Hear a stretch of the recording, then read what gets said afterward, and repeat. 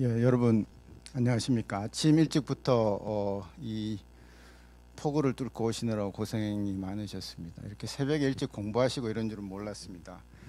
어, 저도 잠시 공직에 몸을 담아본 사람으로서 이렇게 공직자로 지낸다는 것이 얼마나 힘이 들고 또 여러 사람의 눈을 의식하면서 지금 같은 코로나 팬데믹에 참 힘드시다는 건 알겠는데요. 오늘 보람이 있으시게 한 40분, 50분에 걸쳐서 코로나19와 보건정책에 대해서 말씀을 드리고자 합니다.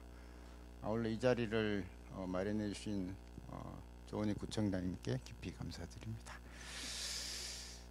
우선 코로나19에 대해서 많이들 이제 1년 반이 됐기 때문에 많이들 아시겠지만 제가 이제 본업이 의사라 교수고 그래서 코로나19에 대한 공부를 좀 시켜드리고 그 다음에 제가 질병관리본부장을 2016년 2월부터 17년 7월까지 하고 지금 현재 정은경 질병청장한테 인계를 하고 나왔습니다. 그래서 그때 좀 느꼈던 그런 보건정책 나와서 보는 입장 그런 것들을 중심으로 말씀을 좀 드리겠습니다.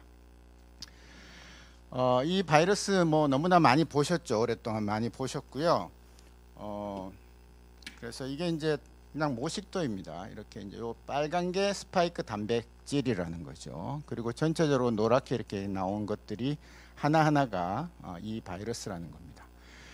코로나19라고 얘기를 하지만 다른 나라에 가서 우리나라를 제외한 다른 나라에 가서 코로나 19 이렇게 하면 잘 못 알아듣습니다. 우리나라를 제외한 모든 나라는 코비드 19이라고 부릅니다.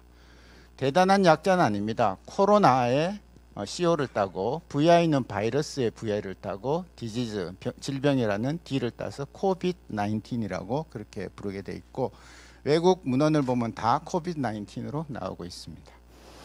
그래서 이 코로나19라는 것은 앞으로는 코로나19로 부르겠습니다. 사스 코로나 바이러스 2가 일으키는 질병을 코로나19 코비드 19이라고 얘기를 합니다.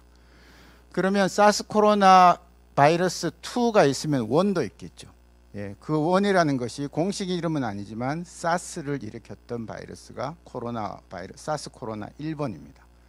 사스 코로나 2번은 지금 이 코로나를 일으키는데 사스랑 좀 비슷하겠죠. 그래서 이 코로나 바이러스는 굉장히 흔한 바이러스고요. 병원에 오셔서 바이러스성 폐렴이 의심되면은 저희가 바이러스 검사를 하는데 기본 바이러스 검사에 이 코로나 바이러스가 들어가 있었습니다. 옛날부터. 물론 이 사스 코로나 2 바이러스는 없었습니다. 그래서 감기를 일으키는 코로나 바이러스 4가지는 오래전부터 우리가 다 알고 있는 겁니다. 그런데 2003년도에 사스 코로나라는 게 나타났습니다. 근데 우리나라도 굉장히 겁을 냈지만 중국에서 그리고 끝났죠. 2015년에는 메르스 코로나라는 게 나타났습니다. 역시 코로나 바이러스인데 메르스를 일으키는 코로나 바이러스라 그래서 메르스 코로나가 나타났고 드디어 2020년 정확하게 말하면 2019년도에 사스 코로나 바이러스 2라는 게 나타났습니다. 그래서 우리 몸을 침범할 수 있는 코로나 바이러스는 7가지입니다. 다음에 8번째, 9번째가 어디서 나올지 모릅니다. 이렇게 되는 제일 큰 이유는 인간이 생태계를 파괴하기 때문에 그렇습니다. 그래서 생태계와 우리는 한 몸이다. 우리의 건강을 위해서는 생태계를 정말 보호해야 된다라는 개념이 원헬스라는 개념이 있습니다. 생태계와 우리는 하나이다. 그러니까 밀림을 파괴하고 야생동물을 잡아먹고 이러는 와중에 거기에 있는 바이러스들이 다 들어오는 겁니다. 우리가 지금 이걸 보면서 굉장히 겁내하지만 실제로 전 세계에서 매년 한 5개 정도의 새로운 바이러스, 주로는 바이러스입니다. 새로운 병원체가 사람한테 들어와서 국지적으로 병을 일으켰다가 사라지기도 하고 계속 머물러 있기도 합니다. 예, 그럴 정도로 우리가 환경 보존, 생태계 유지 이런 것들은 굉장히 중요한 개념이라는 걸 사실은 인류는 이 일을 통해서 꼭 깨달아야 되는 겁니다. 그래서 우한에서 나왔는데 과연 거기 어디서 나왔겠느냐? 우한 연구소에서 나왔겠느냐? 아니면 우한 근처에 있는 동굴에 있는 박쥐가 나왔겠느냐? 등등 이런 것들이 둘 다 생태계를 파괴했기 때문에 나오는 것이 박쥐가 어느 날 갑자기 사람한테 날아오는 건 아니거든요. 그래서 그런 말씀을 드리고요. 전파 경로는 너무나 잘 아시겠지만 그래도 정리를 해보면 호흡기 침방울에 의한 전파입니다. 우리가 말을 하게 되면은 어떤 말을 좀 세게 하시는 분은 이렇게 보면 침방울이 튀는 것도 보이지 않습니까? 그렇지만 이제 안 보이는 침방울도 누구나 다 나오게 되어 있습니다. 그래서 조명을 어둡게 하고 이 빛을 반사시키면서 촬영을 하면은 침방울이 나오죠. 그래서 말을 많이 하는 분들, 세게 하는 분들은 한 2m 정도까지는 침방울이 튄다고 얘기를 하죠.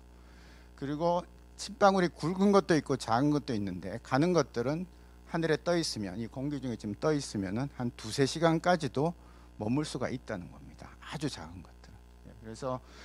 그래서 지금 이제 이런 침방울 때문에 발생을 한다는 거죠. 자, 그럼 우리가 이렇게 2m 떨어져 있으면 괜찮을까요? 꼭 괜찮지 않습니다. 여기 지금 알게 모르게 공기가 흐르고 있고요. 그래서 그 흐르는 공기를 따라서 저까지 뒤로 갈 수도 있습니다. 그리고 제가 여기저기 돌아다니면서 쭉 말을 하면 2m가 이렇게 2m 간격으로 앉아 계시더라도 아무 소용이 없죠. 여러 사람도 왔다 갔다. 그래서 그런 것들을 다 감안을 해야지 기계적으로 옛날에 메르스 때 같이 1m 이상만 떨어져 있으면 아무도 문제가 없다라고 하면서 시작을 했기 때문에 메르스를 처음에 막는데 굉장히 힘이 들었던 겁니다. 그 다음에 이제 표면 접촉을 통해서도 전파가 가능합니다. 여기에 바이러스가 묻어 있는데 내가 손을 대고 그 다음에 그냥 뭐 코를 만지든지 입을 만지면 자연스럽게 들어가게 됩니다.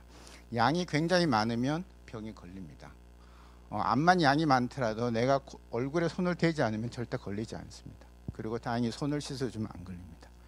아폴로 눈병 잘 아시죠? 제가 아는 어떤 안과에서는 하루에 700명을 볼 적도 있습니다. 아폴로 눈병 때문에.